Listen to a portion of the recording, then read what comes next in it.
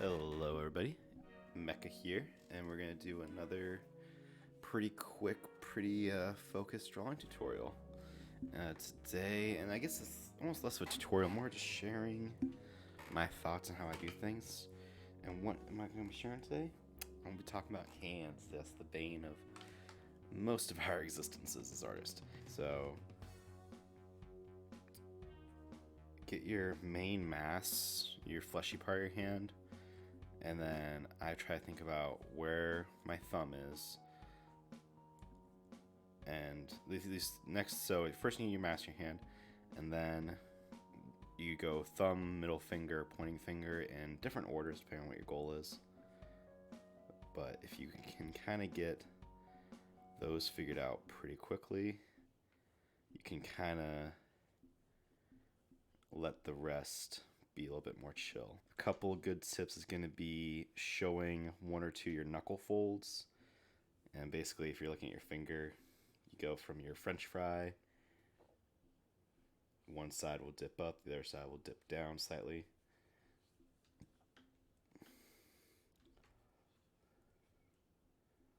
But yeah. And even just from this, we can start to build the rest of our hand out from that. Let's look at a very open hand again. Start with your meat of your hand, and you can choose different shapes, and you can use a square or you can use a circle. I use a circle if I'm at like really rushing it out there, because again, that meat part of your hand in most perspective runs, which that's what we're looking at here. We're looking at a hand in perspective a lot, because again, I'm looking at this as an animator. Your thumb, though, I always try to make my thumb a really big shape. My art style specifically is very blocky, very shapely, very big. And then we have one finger. I like to have it taper outwards, get kind of bigger. I feel like that's very expressive. You always want to think about, look at your hand. My hand, most of my fingers are relatively similar length, but my middle finger, I would say almost everyone's middle finger is, a little bit taller. Depending on how cartoony you are, your middle finger can get a lot taller. If you really like to flip people off in your cartoons, then you can rock and roll there. And then I always try to have my other fingers slope off from that middle finger and go different amounts of detail there. And again, just to show which direction your hand is facing, throw a little bit of, you don't have to get all of the segments of the fingers in there. Just a few helps, like just one or two is one. It's kind of like the thing where you draw the teeth in the mouth. The more teeth you draw, the weirder it can start to look.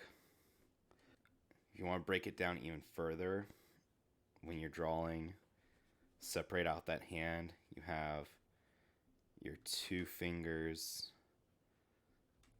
over here, and if you want, you can set if your middle finger is the tallest, that even sets your pointing finger there. And then maybe fold these two guys down. And you can always, if you want to feel like your fingers curl down a little bit, if you have your one French fry, just a little shape there, and just don't let it come back around. You can do some shading to help show where it folded. But the thumb existing alone will kind of already start to set that. If you want to throw a knuckle, your back knuckles in there again, if you're thinking rationally, there's a knuckle on all of these.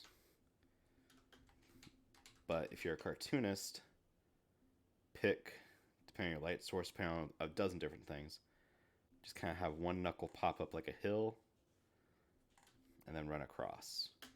If you want to make it look a little bit more bony of a hand, start doing all your little finger connections, making sure they're kind of roughly following the rest of your fingers. Closed fist can be a little bit weirder and harder. If you look at it from that classic punch coming at you, though. Again, following the same idea. So let's cut this in half. We have a middle finger that came down. So that means our other finger is going to be here. Trying to keep them roughly the same thickness. Very few people have really larger fingers. Our thumb So if you look at how your fist holds, your thumb only kind of reaches the middle finger.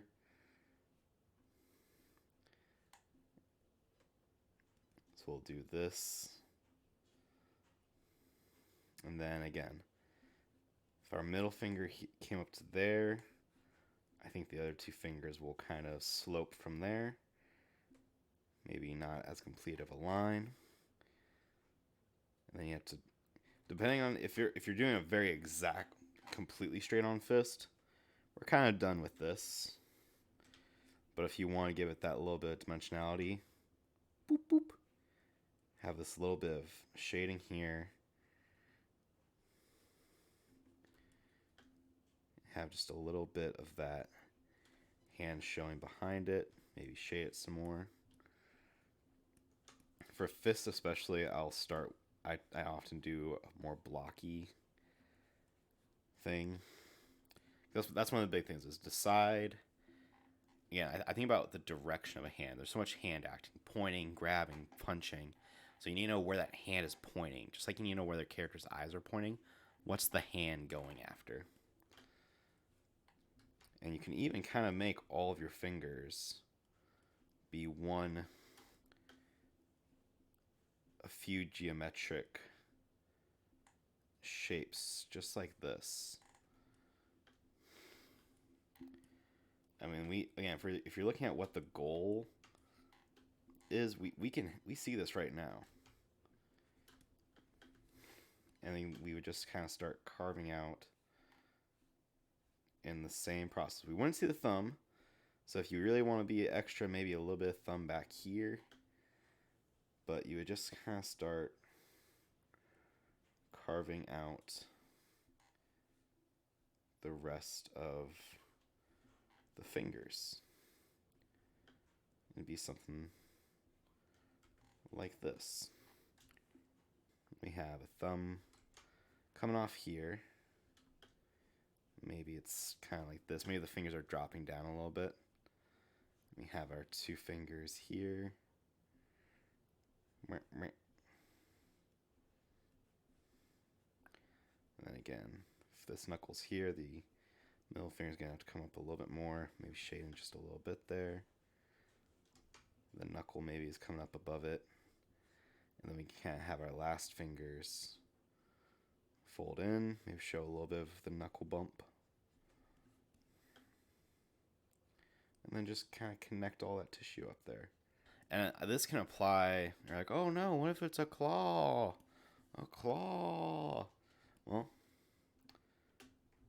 same thing. And that's the thing, this can start to apply to like a bird as well. Birds have their two bigger ones. So again, if you're dividing your thing in half, making a kind of a upside down Y. And then it's just a matter of, again, choosing the rough shape language of your talons. I like to think in triangles. So if it's just straightforward, maybe it's like this, try to keep them relatively even. And again, reference each specific bird or what have you. And then again, we can just come back here. Just kind of have our one triangle come right out. So you have your flat side. I like this kind of up curve and then come down a lot of times. And then contrast that with a much more simple line. I think that this gives a lot of character and it shows top, bottom. Again, where things are pointing. It gets that hand acting real fast. And I like to shade the one behind maybe. Start adding maybe those little texture or perspective lines. And again, just choose your language or what have you and have it come up. Let's talk about holding things. I like swords. I like blasters, we'll say. See if that gets me demonetized. So let's have a handle. It's very important to know how things wrap around. Sword handles especially. People, I think, imagine them either as really thin or really big. And really, the thing is that when you're wrapping your hand around a sword, one, keep in mind that most sword styles have you hold with your hands away from the sword. So if you're designing a show or art style that has really big hands and they're going to have two-handed swords, think about how much handle you need there. I'm not saying any way is good or bad, but keep that in mind.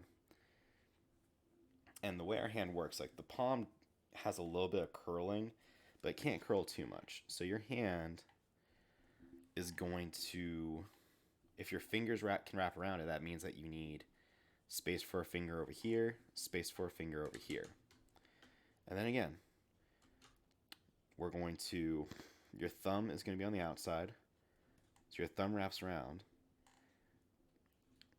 And then the other fingers literally are wrapping around it. This is one of those things where you can make your life so much easier than I think a lot of people think of when they're trying to think about how to draw martial arts or fighting or sword stuff. Again, our middle finger is going to be a little longer. And then our little bonus fingers. Erase it. Remember that we have some palm back here. And then think about how it's sitting on the hand guard. So are we looking up at the sword? Are we looking down at the sword? I'm going to think that the hand guard will come over a little bit. And then this also gets into choosing what kind of guard you have. Is it a cross guard, this guard, whatever, yada, yada, yada. And then boom. And then you would just keep in mind that when you draw the other side, or your other hand, it's just going to be the opposite. So you might get a little bit of the front of the hand coming over actually. You have one French fry that goes around, another French fry, and then you might not see the thumb. And boom, you have that's holding. That is a dude holding a thing.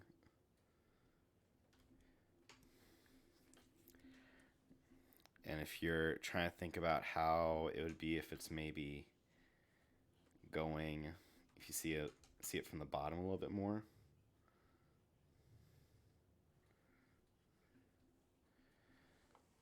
Again, just think about, start simple.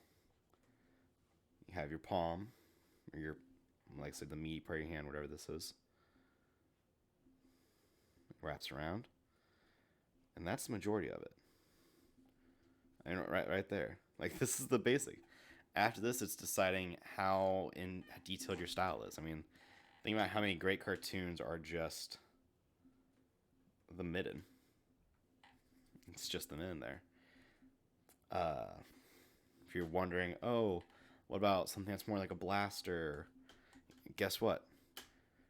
The handle is basically the same thing. It's still a rectangle. You can literally take how you held this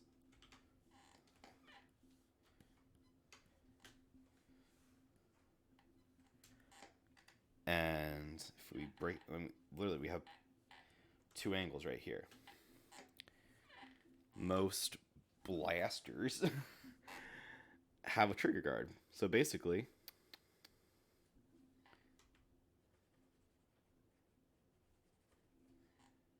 boom.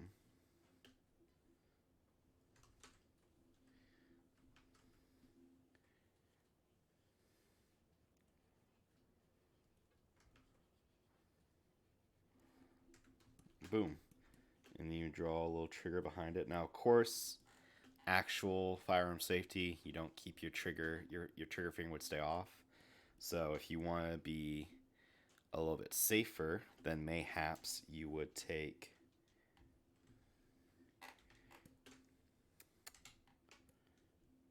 your trigger finger be French fried over this way. And you would just clearly see the trigger undepressed there. And then just continue to wrap these other fingers around it. You know, Spider-Man.